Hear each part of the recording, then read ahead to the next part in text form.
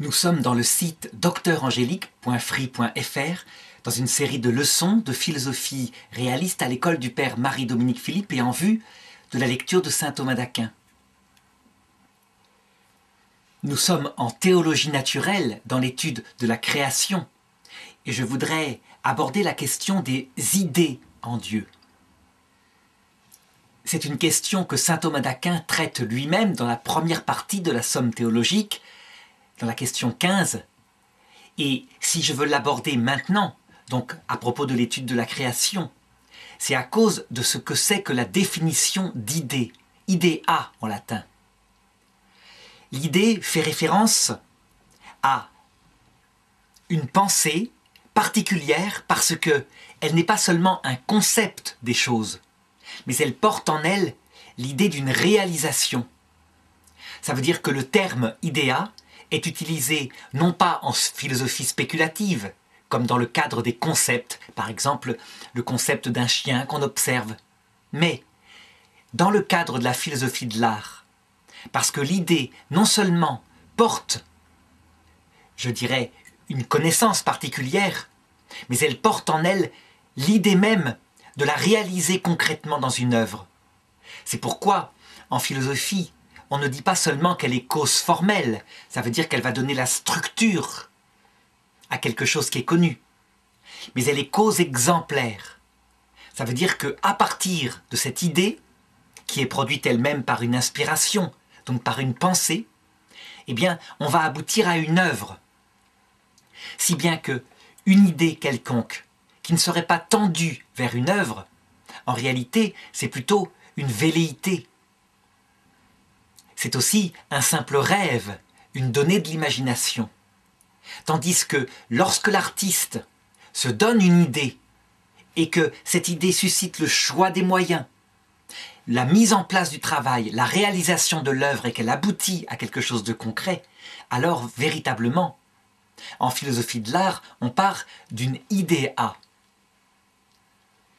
Alors donc, évidemment, il est clair que lorsqu'il s'agit de regarder la création, par analogie, on va utiliser le même terme, le terme d'idea. Et la question que se pose saint Thomas, c'est de savoir s'il y a dans l'être premier des idées, puisque concrètement, on voit qu'il a abouti à des œuvres, une création qui est en dehors de lui. Autrement dit, la question qui se pose, c'est de savoir si on peut faire une analogie entre l'artiste humain, dans son fonctionnement, je dirais, dans l'analyse de son activité qui aboutit à l'œuvre, et l'artiste divin, qui lui-même semble avoir abouti à une œuvre qu'il a portée. Eh bien, la réponse de saint Thomas est clairement oui, il y a en Dieu des idées. Et selon saint Thomas, il est facile de le prouver, puisque nous constatons, dans le monde que nous expérimentons, la réalisation d'œuvres intelligentes, de créations intelligentes, qui s'étalent devant nous, données à l'expérience. Eh bien, il faut forcément poser une cause qui les a pensées, et qui non seulement les a pensées, mais les a réalisées. Or, justement, par analogie, qu'est-ce qui existe dans le monde qui peut à la fois penser une œuvre et la réaliser, si ce n'est l'idéa artistique? D'autre part, comme les choses réalisées par l'être premier sont multiples, il faut bien à un moment donné que de l'unité de l'être premier, qui est lui-même un, identique à son essence, on soit passé à la multiplicité. Toute la question est de savoir quand est-ce que la multiplicité apparaît. Est-ce qu'elle apparaît en Dieu, dans l'être même de Dieu, à travers ces idées multiples des choses? Ou est-ce qu'elle apparaît simplement dans la créature, le fait que les créatures sont multiples? Donc la question que va poser saint Thomas, c'est est-ce que poser une multitude d'idées en Dieu vient s'opposer à ce qu'on a démontré tout au long de ces leçons sur sa simplicité, sur son unité parfaite? Alors la réponse de saint Thomas va être à la fois complexe et simple. Complexe parce qu'il dit, eh bien forcément, il y a plusieurs idées en Dieu. C'est obligatoire, puisqu'il y a plusieurs réalités qui sont sorties de l'action de Dieu. Le problème, c'est que Dieu étant simple, il est évident qu'il ne faut pas croire que ces idées multiples qu'il a en lui, il les considérerait comme nous, dans l'activité artistique, nous les considérons. Ça veut dire une par une, dans la multiplicité. Alors, pour bien comprendre cela, il faut faire d'abord un rappel un petit peu de la manière dont fonctionne l'activité artistique, chose qui a été étudiée justement en philosophie du travail. L'activité artistique dans l'homme, elle est complexe, elle se passe dans le devenir.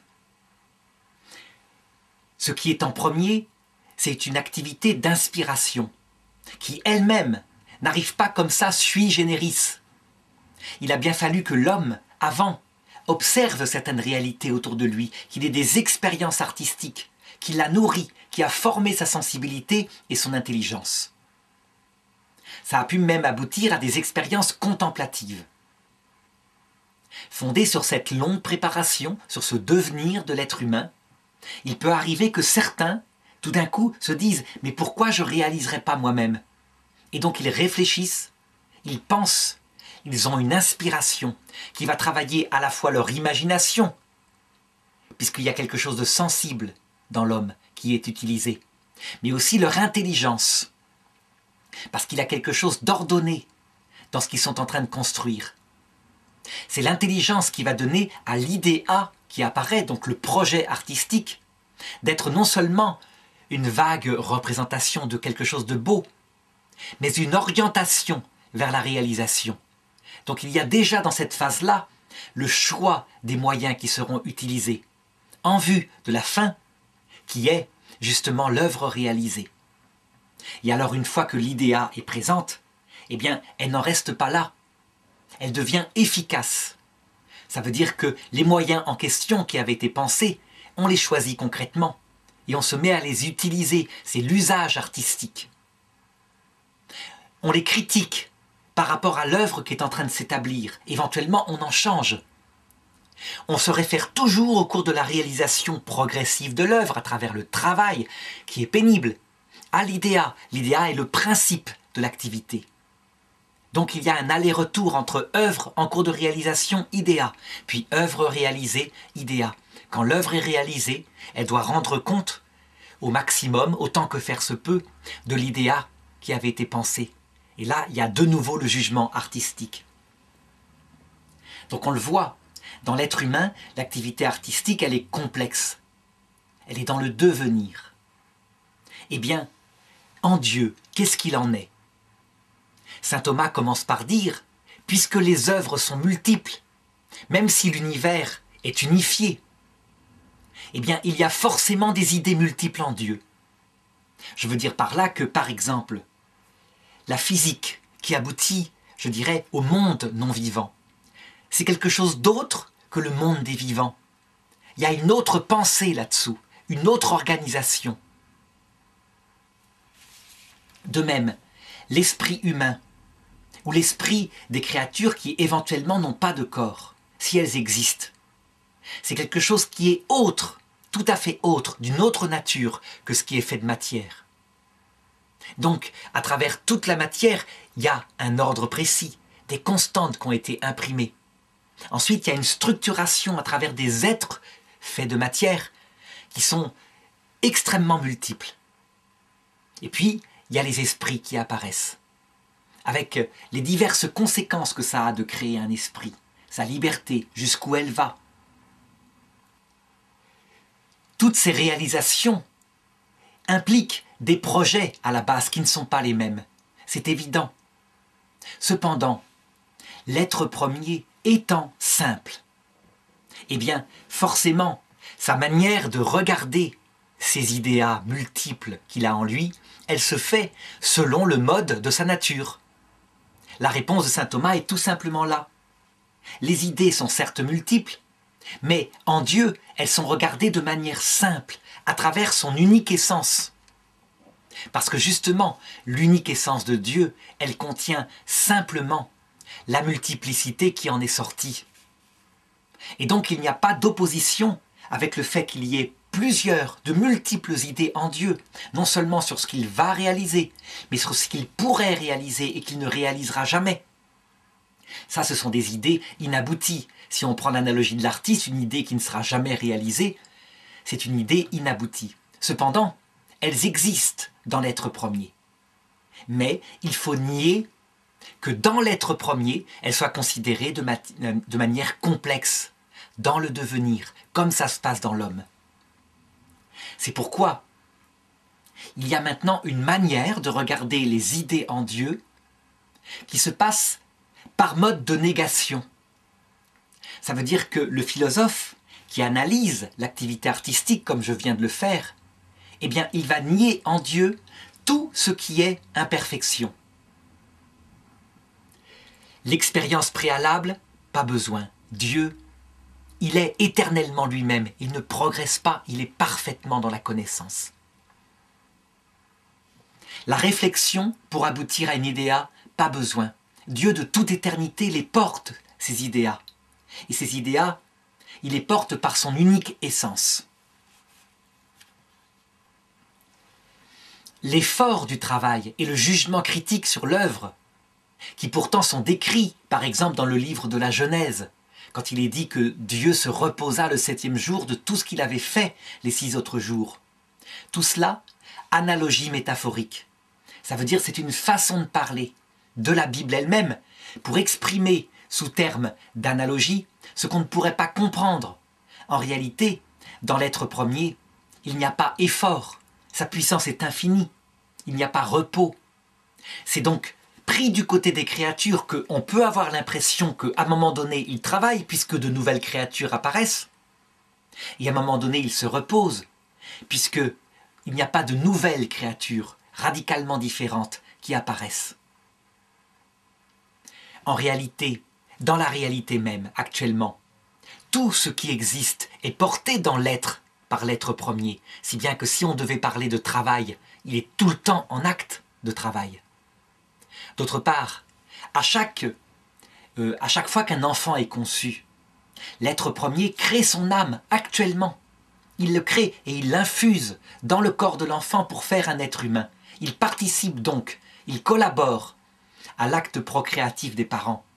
Donc il crée, donc il y a œuvre nouvelle. Et je dirais que chaque âme spirituelle qui est créée demande plus de travail, plus de perfection que la totalité de ce qui s'est passé dans le monde matériel au cours des milliards d'années, parce qu'elle est plus précieuse, plus parfaite, d'une nature supérieure largement. Et donc on le voit, il faut prendre tous les récits de la Bible, par exemple, que le philosophe peut regarder de l'extérieur, comme étant des manières de parler. Ça veut dire que le langage humain utilise sans cesse l'analogie pour comprendre ce qui se passe dans l'être premier de manière absolument simple. Alors, encore une petite négation que je peux appuyer, histoire de montrer comment tout se passe en Dieu simplement. Chez nous, chez l'être humain, lorsqu'on réalise une œuvre, dit saint Thomas, il y a 2 manières de le faire. Parfois, le principe pour le faire et la cause efficace qui le fait, elle est dans notre nature. Ça veut dire qu'elle n'est pas dans notre connaissance. C'est par exemple, justement, quand un homme et une femme font un enfant, il sort une œuvre, l'enfant, c'est une œuvre, quelque part, par analogie. Mais ils n'ont pas besoin de la connaître. Le projet de l'œuvre, il est présent dans les gamètes, dans la nature de l'homme. Est-ce qu'on peut dire que l'être premier, il crée de cette manière-là, ça veut dire par nature, sa nature étant le principe même qui aboutit à ses idées? La réponse est non. Cette analogie-là ne concorderait pas, parce qu'elle consisterait à dire que l'être premier crée par nécessité de nature. Ce n'est pas du tout le cas. Par contre, sa nature contient la totalité des idées, c'est vrai, et sa nature est réellement identique à sa connaissance. Cependant, si on procède toujours par analogie, il y a une deuxième manière de créer. C'est lorsque le principe, la cause de la création est dans l'intelligence de l'artiste. Donc par exemple, on porte le projet et on aboutit à l'œuvre, ce que j'indiquais tout à l'heure. Eh bien, c'est de cette manière-là que l'être premier crée. C'est cette analogie-là qu'il faut utiliser pour comprendre, par mode de négation, comme je viens de le dire, comment l'activité artistique du créateur est réelle.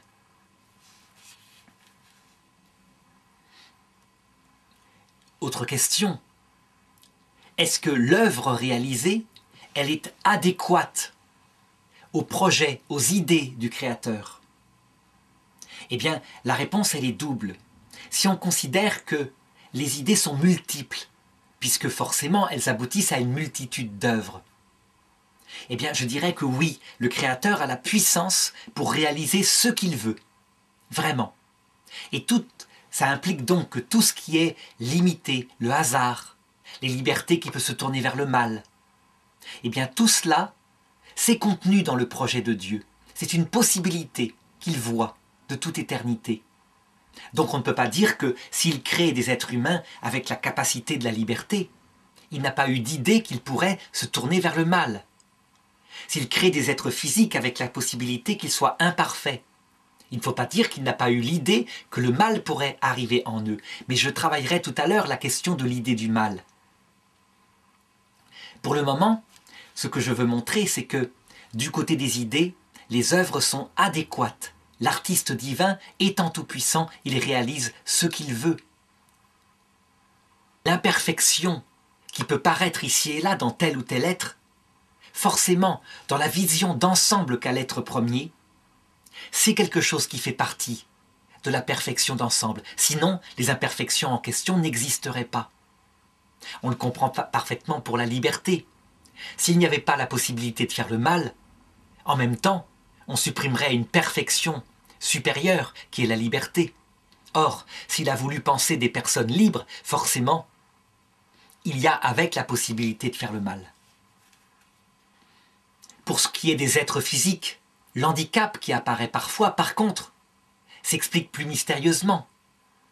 Dieu qui est tout-puissant pourrait empêcher tout handicap. Cependant, on peut deviner à l'avance que tout cela est finalisé par la vie de l'esprit et que donc il peut y avoir une influence du mal qui est présent dans la nature pour façonner la liberté de ceux qui sont libres. Mais ça, c'est quelque chose dont le philosophe n'a que des signes. Il ne peut pas, je dirais, résoudre par sa méthode propre les intentions de l'être premier dans ce domaine-là.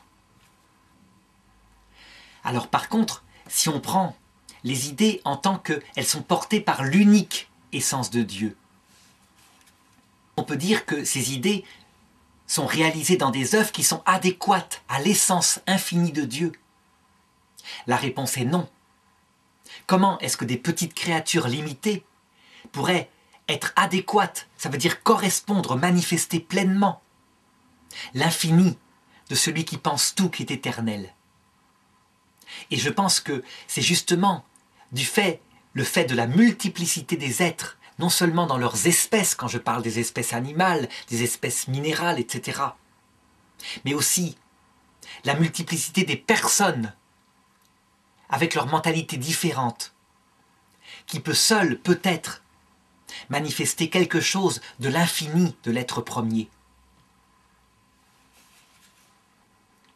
Cependant, même cette multiplicité de qualités que l'on constate dans les êtres ne sont que des vestiges de l'essence divine, ne peuvent pas y être adéquates, parce que aucune créature limitée, serait-elle infinie en nombre, ne peut rendre compte de l'être unifié, qui est infini qualitativement.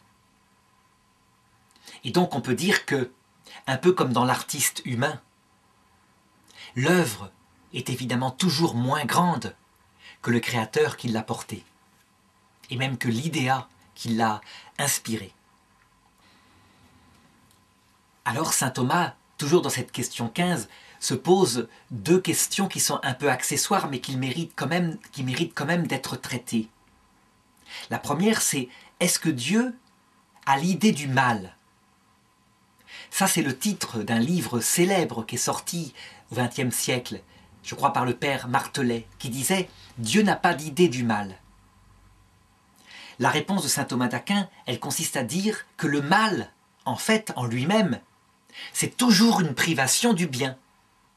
Ça veut dire que le mal qui touche les êtres physiques, c'est quand il leur manque une perfection physique. Un aveugle, parce qu'il devrait voir, c'est pour lui un mal de ne pas voir. Par contre, un ver de terre, parce qu'il ne peut pas voir par nature, c'est pas pour lui un mal de ne pas voir, c'est sa nature. Il y a d'autre part le mal spirituel. Le mal spirituel, c'est en fait quand un être spirituel, qui est fait pour une finalité qu'il doit atteindre, qui épanouirait tout son être, se tourne vers une finalité inférieure, qui ne va pas épanouir tout son être. Par exemple, l'être humain est fait pour aimer Dieu, pour aimer son prochain, c'est évident. Même Aristote le dit, ce qui finalise l'être humain, c'est l'amitié et la contemplation de l'être premier. Eh bien, lorsqu'un homme spirituel met toute sa finalité dans, par exemple, de l'argent, qui lui donne un sentiment apparent de sécurité éternelle, ce n'est qu'une apparence, évidemment. D'autre part, il finalise son esprit qui est plus grand dans de la matière, de l'or, qui lui-même, il ne pourra pas l'emmener au tombeau. Eh bien, on peut dire qu'il fait le mal, objectivement, parce que son être est privé, par ce fait-là, d'une finalité qui seule aurait pu le combler. Et donc le mal est bien une privation du bien. Eh bien, saint Thomas répond que l'être premier, il a tout simplement l'idée du mal comme cela, à travers le bien qu'il connaît comme nous exactement. Sauf que, évidemment, cette idée se fait dans sa simplicité d'essence. Donc pas de manière discursive, comme c'est le cas pour nous, avec une analyse comme je viens de le faire. Si l'être premier n'avait pas l'idée du mal, eh bien, il ne serait pas parfait dans sa connaissance, il serait limité, il serait plus qu'un enfant. Et donc, évidemment, techniquement, on doit dire que Dieu a l'idée de tout ce qui est, tout ce qui pourrait être, et des privations. Cependant, là où on pourrait dire que le Père Martelet a raison, c'est que Dieu ne fait pas le mal. Et que s'il y a du mal dans la création, c'est évidemment en vue d'une intention que le philosophe, certes, ne peut pas atteindre, mais que, apparemment, les théologiens chrétiens en ont reçu une révélation dans l'Évangile. Évangile qui dépasse largement le domaine de la philosophie. Alors, saint Thomas pose une autre question qui est très moderne et qu'il aborde dans le corps de l'article 2 de cette question 15. Certains ont dit, d'après lui, que Dieu n'avait d'idée que de ce qu'il avait créé directement, obligatoirement lui-même, à savoir, comme je l'avais dit dans les leçons précédentes, la matière première, ouverte à toutes les formes possibles, et d'autre part les esprits. Et donc, certains philosophes ont dit que le reste, eh bien, il laissait les causes secondes le faire, les causes secondes pouvant être, dans le cas de la matière, les lois elles-mêmes de la matière, et l'action des esprits, pour les théologiens, ils appellent ça les esprits angéliques, qui sont là pour organiser cette matière en vue de l'apparition de l'homme plus tard.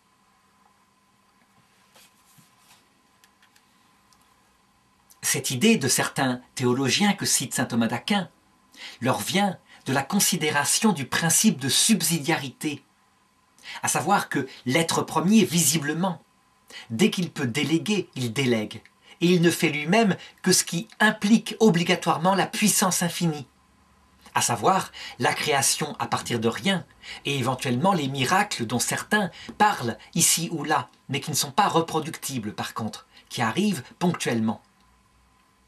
Et donc tout le reste, l'organisation du monde, pouvant se faire véritablement par des causes secondes. Par exemple, une fois que le Big Bang a lieu, le monde entre en extension, et tout ce qui se passe comme réaction qui aboutit à la fabrication des atomes de plus en plus complexes, eh bien, ça se fait tout à fait simplement, naturellement, tout seul. C'est dans la propriété du départ que c'est présent. On voit parfois la même chose dans l'évolution. Par exemple, s'il apparaît un mammifère qui est complet, eh bien, visiblement, par des lois en lui de micro-évolution, ça veut dire de petits changements d'ADN qui allongent une patte par-ci, l'autre patte par-là, etc., qui améliorent le sens de l'ouïe. Eh bien, on peut arriver à une multiplicité de formes de mammifères si bien qu'entre une souris et un éléphant, certains disent qu'il n'y aurait rien de nouveau. Et donc, puisque les lois de Darwin suffisent, donc le hasard qui fait des mutations, l'utilité de ce hasard, la sélection naturelle, l'être premier n'aurait pas d'idée de tout cela. Alors évidemment, saint Thomas montre que cette idée est stupide, puisque celui qui pense la cause, forcément, il en connaît les effets. Si vraiment l'être premier crée la matière et lui met au départ des constantes qui vont aboutir au développement suivant, eh bien les constantes, évidemment, sont pensées en fonction de l'effet qui est attendu.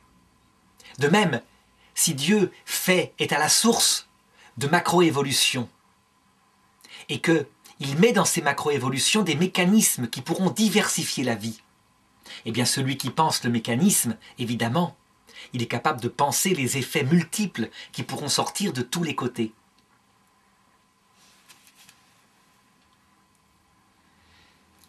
Donc je dirais que ce qu'on constate là, ce qu'on constate, à savoir ce principe de subsidiarité, qui est non seulement confié à la matière, mais aussi, disent les théologiens chrétiens, aux anges qui organisent l'évolution quand il y a besoin.